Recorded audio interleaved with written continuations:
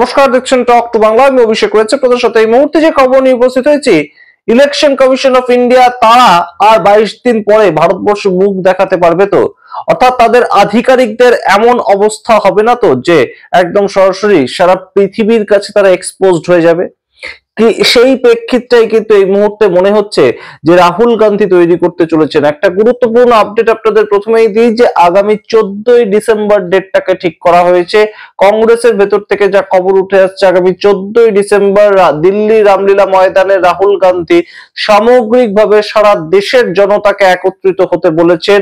অর্থাৎ ইন্ডিয়া অ্যালায়েন্সের সমস্ত পার্টিগুলোকে একত্রিত হতে বলেছেন তিনি নিজে, এবং সেখান থেকে তারা 5 কোটি সই একত্রিত করে, শুধুমাত্র কংগ্রেসের নেতৃত্বে এই কাজটা হচ্ছে, 5 কোটি সই একত্রিত করে রাহুল গান্ধী যাবেন রাষ্ট্রপতি দ্রৌপদী মুর্মুর সঙ্গে দেখা করতে, এবং দেখা করে তার অভিযোগ কি জানাবেন তিনি তার অভিযোগ জানাবেন যে দেশে ভোট চুরি হচ্ছে, দেশে এইভাবে যে এসআইআর হচ্ছে, এসআইআর এর মাধ্যমে ভোটে ইরেগুলারিটিস হচ্ছে, এবং যার ফলে 2024-এর যে নির্বাচন হয়েছে, 2024-এর পরবর্তী সময় বিভিন্ন রাজ্যে যে নির্বাচন হয়েছে, সেটা মহারাষ্ট্র, হরিয়ানা, দিল্লি কিংবা সাম্প্রতিক এই বিহারে, প্রত্যেকটা নির্বাচনে ভোটে কারচুপি করা হয়েছে। এই কাজটা দিল্লিতে করবেন রাহুল গান্ধী, এবং সেই ডেটটা 14ই ডিসেম্বর। যে 14ই ডিসেম্বর আজকের থেকে দাঁড়িয়ে মাত্র আর 22 দিনের তফাতে। কিন্তু তার আগে সারা দেশ জুড়ে ইন্ডিয়ান ইউথ কংগ্রেস যে প্রেক্ষাপটটা তৈরি করে রাখছে, অর্থাৎ অ্যাকশনের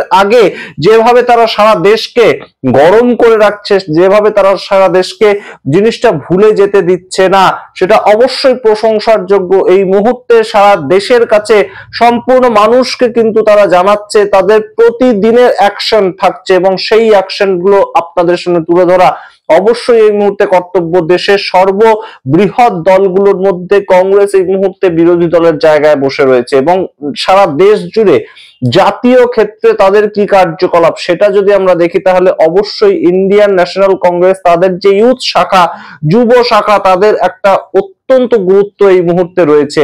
তার কারণ সারা দেশ জুড়ে যখন বিভিন্ন রাজ্য জুড়ে বিজেপির বিভিন্ন ইস্যু ঘুরে বেড়াচ্ছে, বিহারে তারা বিশাল পরিমাণ ব্যবধানে জয়যুক্ত হয়েছে, সেই বিষয়গুলো নিয়ে মত্ত রয়েছে তারা। দেশের যে কার্যকলাপ বিভিন্ন কিছু হচ্ছে বিভিন্ন সময়, সেগুলো নিয়ে সারা দেশবাসী মত্ত রয়েছে।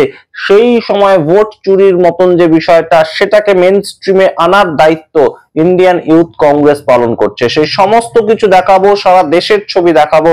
ইন্ডিয়ান ইউথ কংগ্রেস খুব গুরুত্বপূর্ণ একটা লড়াই লড়ছে এই মুহূর্তে সারা দেশে গণতন্ত্রকে রক্ষা করার জন্য, এবং সেটা কিন্তু রাজনৈতিক পর্যবেক্ষক তাদের দাবি। আপনাদের সমস্তটা দেখাবো, তার আগে অবশ্যই টক টু বাংলা ইউটিউব চ্যানেলকে সাবস্ক্রাইব করুন, এই ভিডিও দেখুন শেষ অবধি স্কিপ না করে। আপনারা জানেন এই মুহূর্তে বিহারের ভোটের রেজাল্ট সেটা অত্যন্ত বেশ খানিকটা ডিস্টার্বিং, কারণ কোনো ধরনের কোনো এক্সিট পোল বলেনি যে বিজেপি 202টোর বেশি আসন পেয়ে যাবে। এই যে জায়গাটা 200র বেশি আসন পেয়ে যাওয়া, সেটা কখনোই কিন্তু একটা জোটের জন্য কিংবা গণতন্ত্রের জন্য কখনোই কাঙ্ক্ষিত নয়। বিরোধী শূন্য হয়ে যাওয়া, একদম আক্ষরিক অর্থে 242টা সিটের মধ্যে 202টো যদি একটা গাঠবন্ধন পেয়ে যায়, সেটা কখনোই গণতন্ত্রের জন্য কাঙ্ক্ষিত নয়।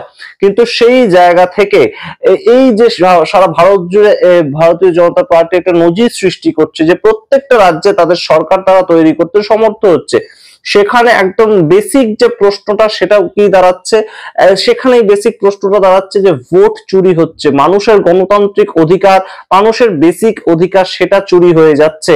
এবং সেখান থেকেই এই মুহূর্তে খুব গুরুত্বপূর্ণ লড়াইটা লড়ছে ভারতবর্ষের ন্যাশনাল কংগ্রেস, তাদের যুব শাখা অর্থাৎ ইন্ডিয়ান ইউথ কংগ্রেস। এই মুহূর্তে যে ধরনের কাজগুলো করছে সারা দেশ জুড়ে অবশ্যই গুরুত্বপূর্ণ, এবং সারা দেশের মানুষকে কোথাও গিয়ে সজাগ করা যে ভোট চুরি হচ্ছে, আপনাদের গণতান্ত্রিক অধিকার চুরি হচ্ছে, এই বিষয়গুলো কিন্তু অবশ্যই বেশ খানিকটা কাজে লাগতে পারে আগামী যে ভোটগুলো রয়েছে, বিভিন্ন রাজ্যে যে ভোটগুলো রয়েছে সেই ক্ষেত্রে। অর্থাৎ বিজেপিকে প্রতিহত করার কাজে এই বিষয়গুলো কিন্তু অবশ্যই গুরুত্বপূর্ণ, মানুষকে সচেতন করতে একটা অবশ্যই একটা বড়সড় পদক্ষেপ কিন্তু নেওয়া হচ্ছে। এবার আপনাদেরকে বলি যে এই হরিয়ানার ক্ষেত্রে, হরিয়ানায় যেখানে একদম ব্রাজিলিয়ান মডেল হঠাৎ করে এসে ভোট দিয়ে দিয়েছেন, তিনি 22 বার ভোট দিয়েছেন হরিয়ানার ভোটে, এবং রাহুল গান্ধী অভিযোগ করেছেন 25 লক্ষ মানুষ একদম সরাসরি ভোট চুরির মধ্যে অভিযুক্ত, এবং সরাসরি এই যে ভোটার লিস্ট সেখানে 25 লক্ষ মানুষ ভুয়ো ভোটার ঢুকে পড়েছেন।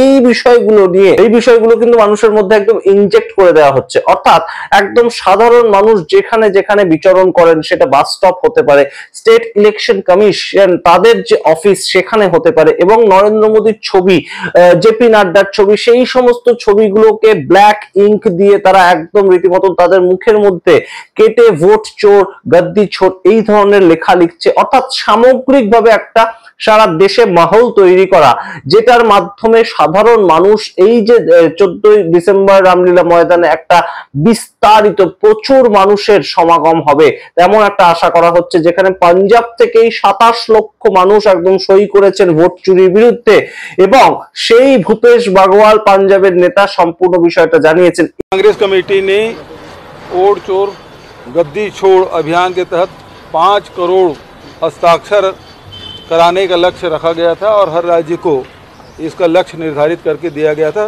पंजाब राज्य ने लगभग 27 लाख फॉर्म भरे हैं और हर कॉन्स्टिट्यूंसी से इसको भर के लाया गया है। पूरी सूची हमारे पास है और इसमें हमारे पंजाब के प्रधान राजा वड़िंग जी और एलओपी बाजवा साहब और सभी वहाँ के जिला प्रधान और सभी हमारे विधायक और जितने भी प्रत्याशी सब लोग मिलकर इसको काम किए हैं।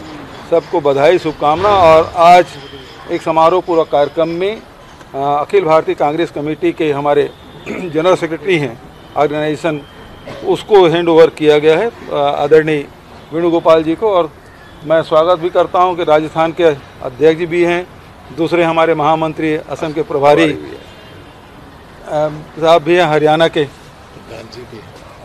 प्रधान जी भी हैं। सबका स्वागत करता हूं। आज पंजाब से इसकी शुरुआत हुई है और पूरे देश भर से, हर राज्य से यहाँ इस प्रकार से इकट्ठा करके फिर तय तिथि में इसे फिर राष्ट्रपति को सौंपा जाएगा। এই বিষয়গুলো কিন্তু অবশ্যই একটা মঞ্চ তৈরি করার কাজ করছে ভারতবর্ষের ইউথ কংগ্রেস, এবং এই মুহূর্তে ইউথ কংগ্রেসের শাখা তারা বিভিন্ন জায়গায় পুলিশের সঙ্গে পর্যন্ত ধস্তাধস্তি, সেই সমস্ত ভিডিও উঠে আসছে। আপনারা পরপর ভিডিওগুলো দেখুন এবং অবশ্যই আপনাদের মতামত ব্যক্ত করুন। এই মুহূর্তে ইলেকশন কমিশন অফ ইন্ডিয়া তাদের যে কার্যকলাপ সেটাকে কোথাও গিয়ে সম্পূর্ণভাবে একটা সন্দেহের চোখে মানুষ দেখবে না, এবং অবশ্যই এই যে ব্রাজিলিয়ান মডেল তার ছবি শেয়ার করা এবং একদম বাস স্টপে গিয়ে লাগানো, নরেন্দ্র মোদীর ছবিতে এই ধরনের কালিমা লিপ্ত করে সম্পূর্ণ তাদের প্রতিবাদ তারা তৈরি করছে, ভোট চোর গাদ্দি চোর এই ধরনের স্লোগানিং তারা করছে, সেগুলো কি কোথাও গিয়ে কাজে লাগবে না? অবশ্যই কিন্তু এই মুহূর্তে দেশের রাজনৈতিক বিশ্লেষক তারা মনে করছে যে এটা একটা কাজে লাগার মতোই বিষয় এবং গুরুত্বপূর্ণ আন্দোলনের প্রেক্ষিত হতে চলেছে। আপনারা সামগ্রিক রিপোর্টের ভিত্তিতে কি মনে করেন অবশ্যই কমেন্ট বক্সে কমেন্ট করুন। দেখতে থাকুন টক টু বাংলা। অবশ্যই টক টু বাংলা ইউটিউব চ্যানেলকে সাবস্ক্রাইব করে দিন। ধন্যবাদ।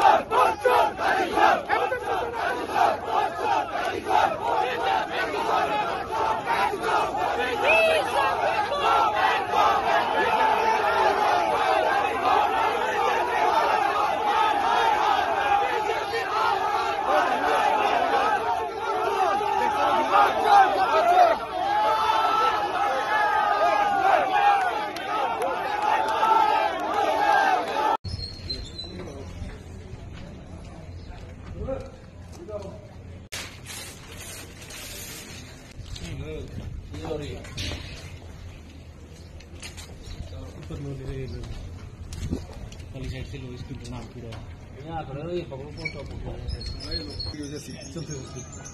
वोट चोर, गद्दी छोड़, वोट चोर, गद्दी छोड़, वोट चोर, गद्दी छोड़। चुनाव आयोग मुर्दाबाद, मुर्दाबाद, मुर्दाबाद।